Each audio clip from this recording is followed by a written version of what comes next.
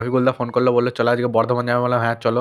তারপর ফাঁকা রাস্তায় বেরিয়ে পড়লাম, তারপর টোটো পেয়ে গেলাম ঝট করে, এবং ভিউ এনজয় করতে করতে চলে গেলাম আমরা বাস স্ট্যান্ড। এবং বাস স্ট্যান্ডে গিয়ে বাসে চাপতে দেখি রফিকুলদা আগে থেকে হাজির। তারপরে এই ওভারব্রিজ দেখতে দেখতে পৌঁছে গেলাম বর্ধমান। বর্ধমানে পেয়ে গেছিলো খিদে, তাই আলুর দম আর রুটি মেরে দিলাম, এখানে টাকাটা আমিই দিয়েছিলাম।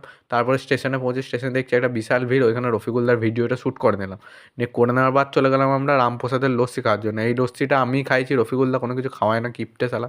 তারপরে চেপে চলে গেলাম রাজবাড়ি। রাজবাড়িতে ঢুকতে না দেওয়ায় চলে গেলাম সায়েন্স সিটি, এখানে টিকিট কেটে উপরে চলে গেলাম, এবং কিছু এখানে যন্ত্রপাতি একটু দেখছিলাম, চালিয়ে চলিয়ে দেখে নিলাম। টিকিট যখন কেটেছি পয়সাটা তো ইয়ে করতে হবে, তো তারপরে এখানে একটু মিরারে দেখে নিয়ে নিজেকে, এখানে একটা পাখি উড়ুচ্ছিলাম কিন্তু পাখি আর উঠলো না। তারপর বিরিয়ানি খেয়ে নিয়ে চলে গেছিলাম চিড়িয়াখানায়। চিড়িয়াখানায় বিশ্বাস করে কিচ্ছু ছিল না, ফালতু চিড়িয়াখানা। কেউ যেমন এই ছাগল গরু ভেড়া গ্রামে আমরা প্রচুর দেখতে পাই, তাই আমাদের যাওয়ার দোকানে এখানে সালা বান্দর দেখাচ্ছে আমাদেরকে। তো এখানে ক্রোমাতে গিয়ে আমাদের মিলিবাগ